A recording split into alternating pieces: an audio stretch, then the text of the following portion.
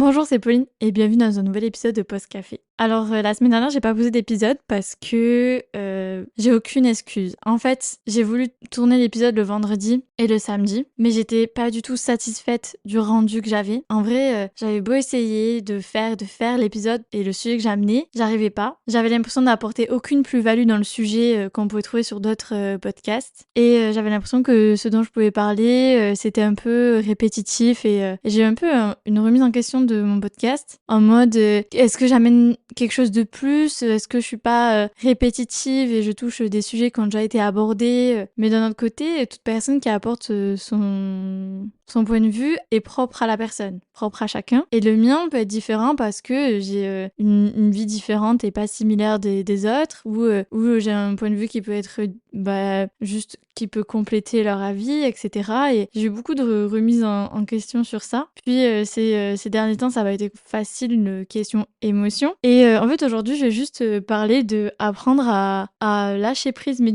pas à lâcher prise en mode on souffle, mais apprendre à rétrograder. Je fais tout toujours à 100 à l'heure et là je suis en 5e, là je rétrograde en seconde pour prendre un peu plus du temps pour moi, prendre du temps à faire des choses petit à petit et pas vouloir faire plein de choses en une et même journée. Typiquement, jeudi, je suis allée chez le coiffeur après les cours et je voulais absolument caser quelque chose après. Donc j'avais pris une séance de cinéma et en fait je me suis dit flemme en fait. J'aurais passé la journée à travailler, je vais pas aller au cinéma, il est temps aussi de rentrer chez moi, de prendre du temps, de souffler et de se poser quoi. Et je me rends compte que je ne me pose jamais. Mes semaines passent à une allure folle et mes week-ends pareil. C'est-à-dire que je serais capable de faire 1000 choses en un week-end. Et aujourd'hui on est dimanche et je n'ai rien fait. Mais c'est même pas en mode je dis rien et je culpabilise parce que je pourrais culpabiliser de perdre mon temps à ne rien faire. Je me suis réveillée à 9h, j'ai déjeuné, j'ai fait des petites brioches, j'ai remis Grey's Anatomy dans mon lit, j'ai joué à Homeskate et jusqu'à 14h. Et après, je me suis un peu bougée pour manger, mais tout en regardant Grey's Anatomy et je n'ai pas avancé d'un poil. Mais passer des week-ends comme ça à rester en pyjama et ne rien faire, je crois que ça m'était pas arrivé depuis un moment parce que je passe ma vie à faire plein de choses. Et même, ça n'est plus épuisant qu'autre chose. Typiquement, le week-end dernier, ça a été voir Julien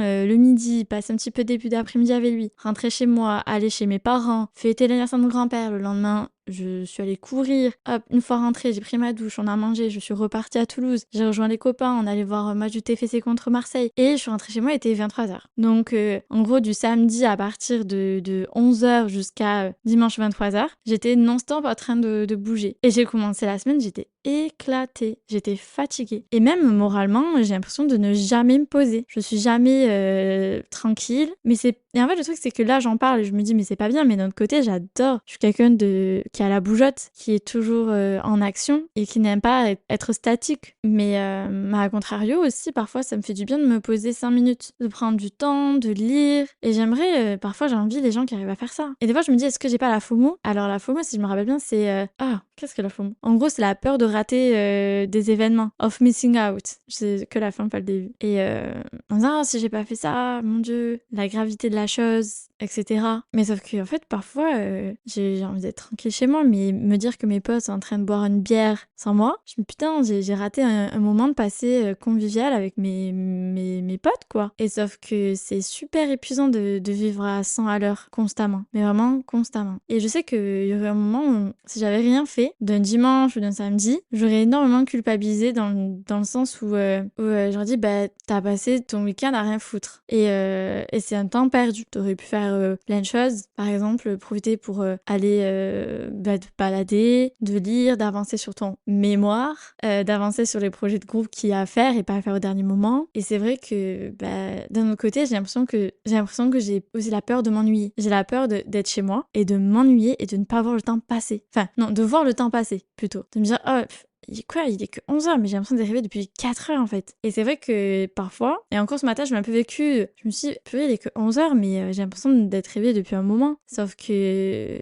ouais, je crois que j'ai une peur de m'ennuyer. J'ai une peur de voir le temps long. C'est comme quand vous êtes dans le bus et que vous prenez le bus pour un long trajet, le temps se fait super long et t'as l'impression que ça ne s'arrête jamais. Et puis j'ai l'impression que si je passe une journée chez moi à ne rien faire, le temps va être long. Et je me dis que tellement la semaine, j'ai pas le temps de voir mes amis entre le travail, le sport et chacun a son emploi du temps, que c'est les moments du week-end ou les jours fériés qu'il faut que j'en profite. Sauf que, du coup, je ne me repose jamais. Et surtout que ces derniers temps, j'ai bien besoin de repos parce que, en fait, on va un peu parler de tout, je pense. Mais je suis une personne qui a du mal à gérer ses émotions. Enfin, c'est-à-dire, je suis une cocotte minute. C'est-à-dire que je vais tout garder. Parfois, ne pas parler de ce qui me peine. Et je vais tout garder pour moi. Et je vais exploser à un moment donné. Et ces derniers temps, j'ai tout gardé pour moi. Il y a eu quelques complications par rapport avec la santé de mon père que je déteste en parler. C'est-à-dire que je ne veux pas qu'on me pose de questions sur mon père. C'est-à-dire que on va me dire, mon père a des problèmes de santé, et on va me dire, ah, comment il va ton père? Et je sais qu'ils attendent plus d'informations en mode, ils savent que mon père a des problèmes de santé. Et c'est une question qui va me heurter. Je ne veux pas en parler. Parce qu'en parler, c'est aussi me confronter à la réalité. Ben oui, mon père a des problèmes. Mon père, si je peux éviter de me confronter au fait que mon père n'a pas une santé incroyable, mais c'est très dur pour moi de faire face à ça, en fait. Donc, il y a eu ça. Après, avec le monsieur, je ne veux pas en parler avec mes amis, je préfère garder pour moi. Sauf que dimanche, pour expliquer le contexte, on était chez un pote et on regardait le match après, enfin PSG, je ne sais même plus contre qui c'était. Et je lui dis que je vais m'en aller. Il me commence un peu à faire la conversation avant que je m'en aille, et il me dit, ah, tu fais quoi ce week-end vu que moi je suis à Montréal avec Benjamin. Et là, je me mets à m'effondrer. J'étais là, je sais pas. Je me mets à m'effondrer, à pas arriver à m'arrêter. Et en fait, la cocotte, elle a explosé, quoi. Et je sais pas, j'arrive pas. Mes émotions, je les garde pour moi. Je préfère que les gens aient cette image de moi, de Pauline qui rigole, qui est le rayon de soleil, qui va toujours être partante de faire tout et n'importe quoi, qui sourit à tout. Et ah ouais, je préfère que les gens aient cet aspect de moi où tout va bien, où je suis là pour eux, je peux tout écouter, conseiller, que de les voir, moi, avec mes failles. Ce sont mes amis, mais c'est très dur parce que je suis la forte tête. Dans ma tête, je suis la forte tête. Je suis celle qui peut encaisser, sauf qu'on a tous des failles et on a tous des faiblesses. Et je pense que c'est pas en gardant tout pour nous qu'on va aller mieux. Parfois, verbaliser, avoir quelqu'un qui peut vous écouter, ça fait du bien. Mais c'est très compliqué aussi à accepter. Je dis ça et vous voyez, j'ai beau le dire, mais je reste dans ma ligne de conduite émotionnellement, je garde tout. Et c'est un point où il y a eu un jour où j'ai eu colle et j'ai passé ma journée à rigoler avec mes copains de classe et à prétendre que tout allait pour le mieux, que j'allais bien. Et en rentrant chez moi, je me suis effondrée. Déjà, j'ai puisé dans toutes les énergies de mon corps pour être éclatante auprès de tout le monde. En mode, je rayonne. Et pas éclatante, en mode un soleil éclatant auprès de tout le monde. Et prétendre que Pauline, c'est la fille marrante. Toujours la petite phrase comique à redire, qui prend tout à la légère. D'être dans cet aspect marrant, quoi, et léger. Alors qu'en vrai, moi, j'étais au plus bas, j'allais pas du tout bien. Je suis rentrée, j'ai explosé en larmes. Je me suis regardée dans le miroir. Je me suis dit, bon, ma belle, dans 20 minutes, tu dois partir pour ton cours de danse. Tu pleures, tu sèches tes larmes et tu vas aller te défouler. Et ça m'a fait du bien de fou. En fait, j'extériorise toute ma frustration et ma tristesse en faisant du sport. Et aussi, ces derniers temps, je me suis beaucoup plongée dans le sport. Je suis à 4 à 5 séances de sport par semaine. Enfin, cette semaine, je voulais faire 5 séances, j'en ai fait que 4. Et je voulais aller courir, mais en fait, j'ai eu la flemme. Et j'étais trop bien à ne rien faire aujourd'hui en me disant, mais je culpabilise pas. Hein. J'aurais pu culpabiliser de ne pas partir courir, mais j'en ai rien à faire. Je me dis, c'est pas grave. Pire, je me motiverai au dernier moment. En fait, c'est pas grave, j'ai déjà fait 4 séances. Mais le sport est un peu l'alternative de... J'ai pas besoin de parler, j'ai juste besoin de bouger mon corps, de me dépenser, et je me sens mieux, ma frustration va beaucoup mieux. Le sport m'aide à libérer ma colère, ma frustration, ma tristesse. Et sauf que ça me fatigue énormément aussi, je fais énormément de sport par conséquent, et j'en ai besoin aussi de ce dimanche à rien faire. Il y a aussi besoin de rétrograder et de pas être à 100%.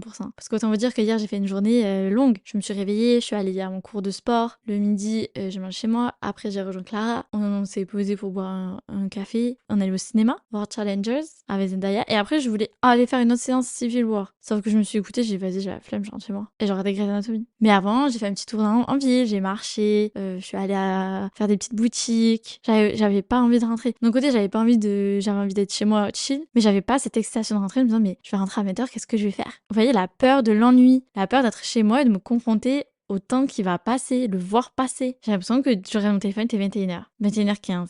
21h20. Je purée, ça passe pas en fait. C'est long, c'est long. Et je comprends pas parce que plus en grandissant, plus j'ai l'impression que je n'aime pas m'ennuyer chez moi. J'aime être en compagnie constante de mes amis, d'être avec eux et de rigoler. Parce que j'ai l'impression que à un moment donné, on va tous grandir et on va rentrer dans une routine d'adulte. Genre samedi soir, 22h on dort quoi. C'est pas plus mal, il y en a qui adorent ça. Mais je sais pas, moi j'ai vraiment cet attrait de me dire c'est le samedi soir c'est marrant pour voir ses potes, pour profiter. Le lendemain c'est chill. Par exemple, j'ai la crainte la fin de la saison de foot. Et je me dis, après, on va faire quoi les dimanches? Les dimanches 15h, ils vont passer où? J'ai la peur de plus avoir le TEF et de m'ennuyer les dimanches. Alors qu'en soi, je vais pas m'ennuyer pendant les week-ends qui arrivent en mai, parce que il va falloir que j'avance énormément sur mon mémoire.